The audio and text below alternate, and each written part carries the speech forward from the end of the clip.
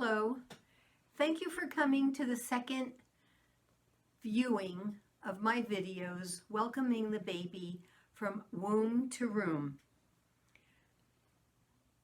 I hope that you have seen the introduction so you know who I am, Susan B. Nachemson, speech-language pathologist.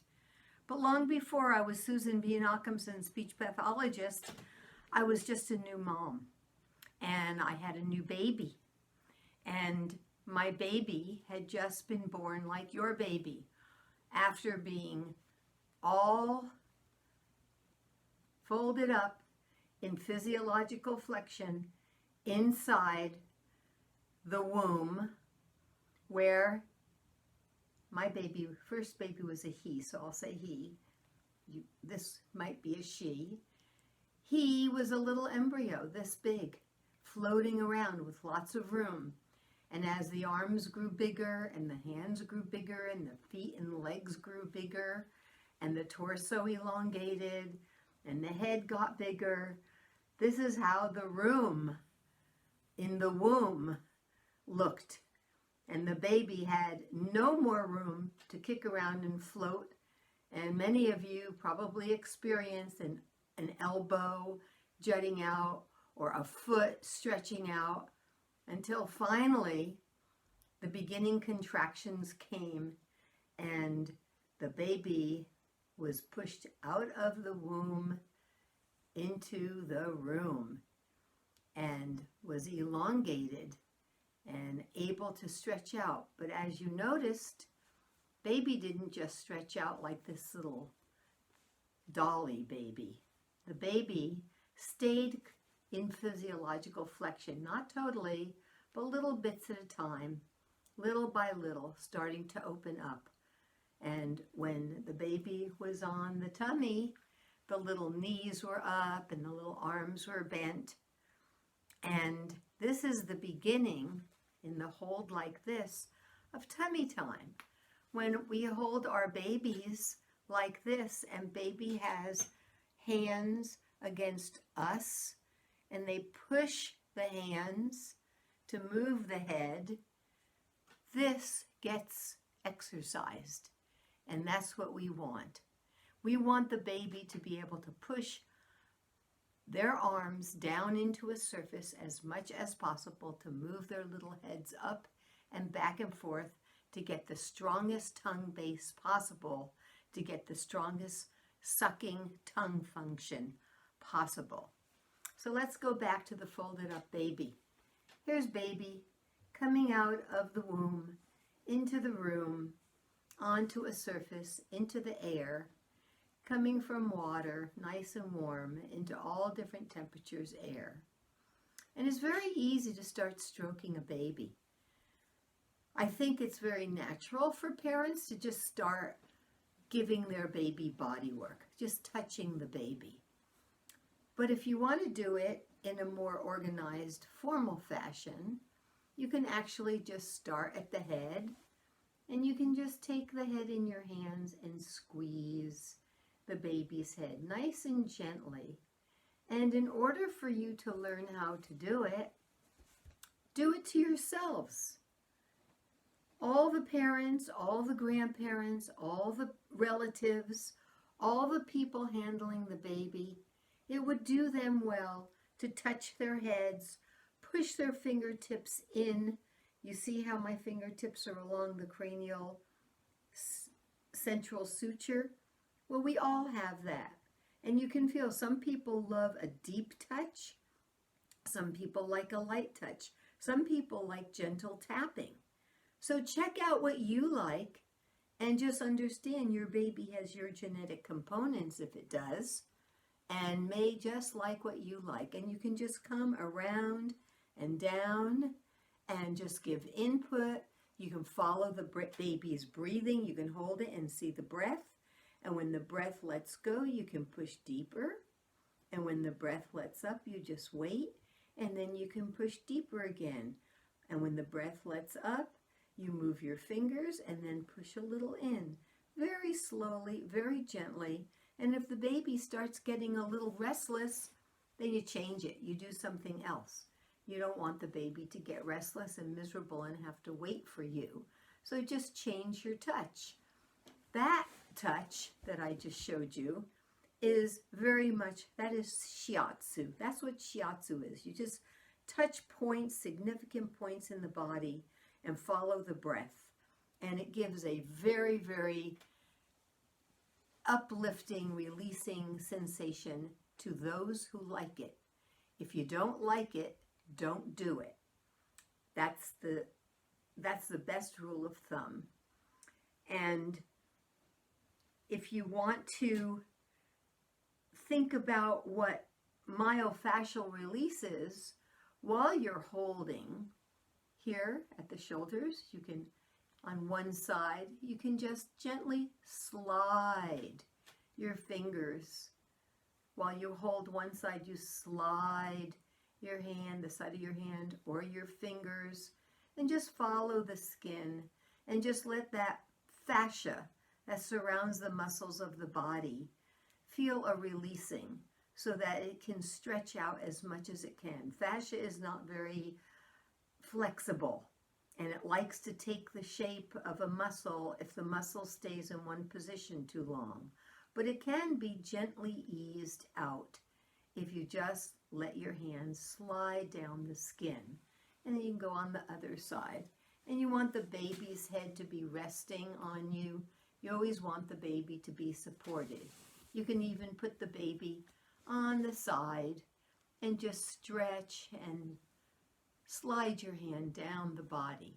You can squeeze the muscles.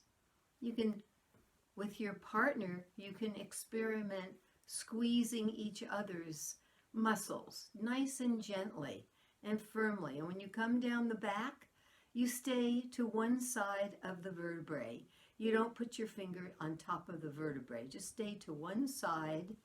And then when you've done that side, you can roll the baby over. I'm going to turn the baby around so you can see. And then we do it on the next side and staying above the vertebrae. You don't want to push the vertebrae. All the way down into the buttocks, into the little butt, those muscles, those big muscles, gluteus maximus, gluteus medius, those are really strong muscles in our body, and they love to be reminded to release and not get tight.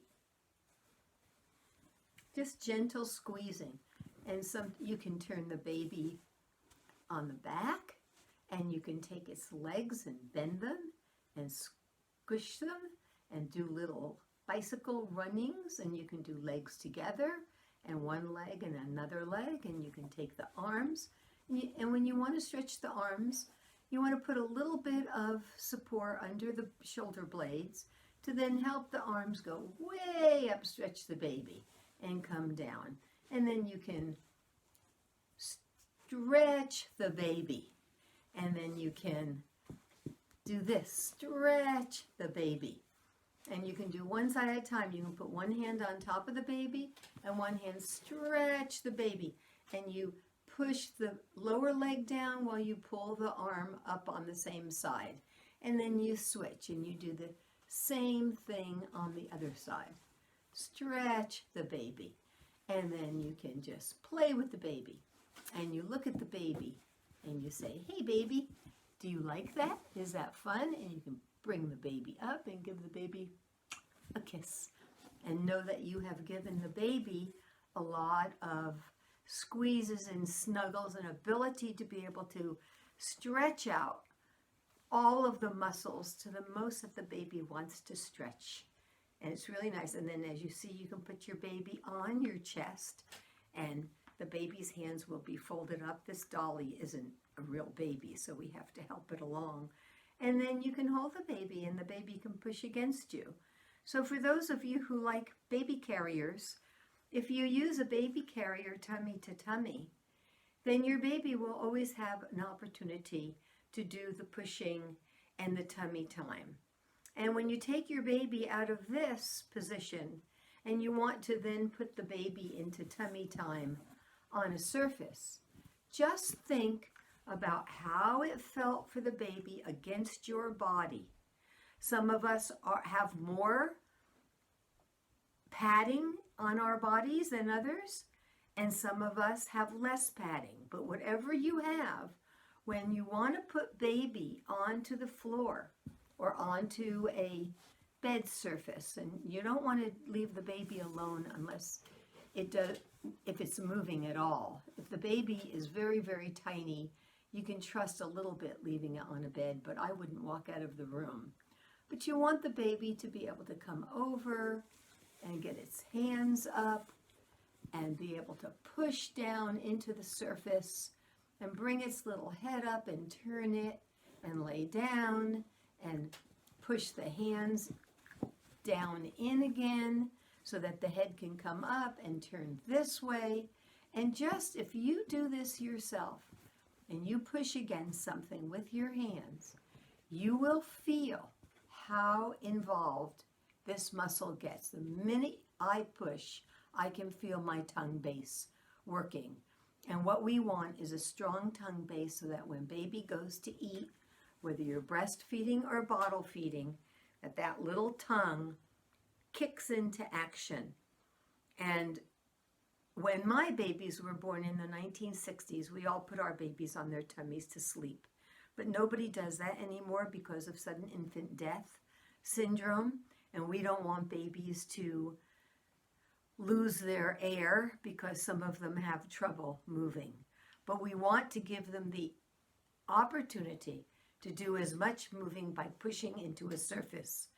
And this would be the safest when the baby is on us, an adult who's watching the baby at all times. So if baby isn't moving their head well against us, we can help them. We can give them a little air.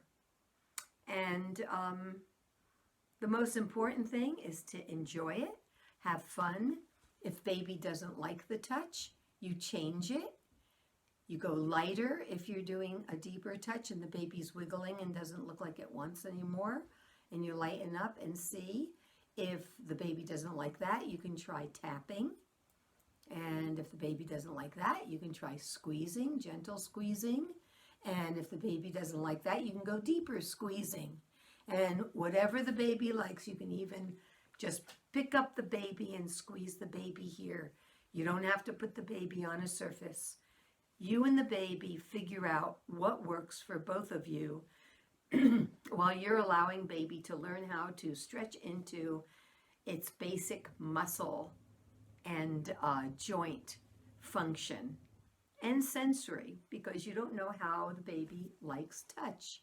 So the way the baby likes to be touched is its sensory diet. It's what it likes. And I invite you to just hold your baby, touch your baby, massage your baby, love your baby, and enjoy your baby, and follow what the baby is inviting you to do. And if you want more from me, feel free to contact me through my website. Thank you so much for joining me.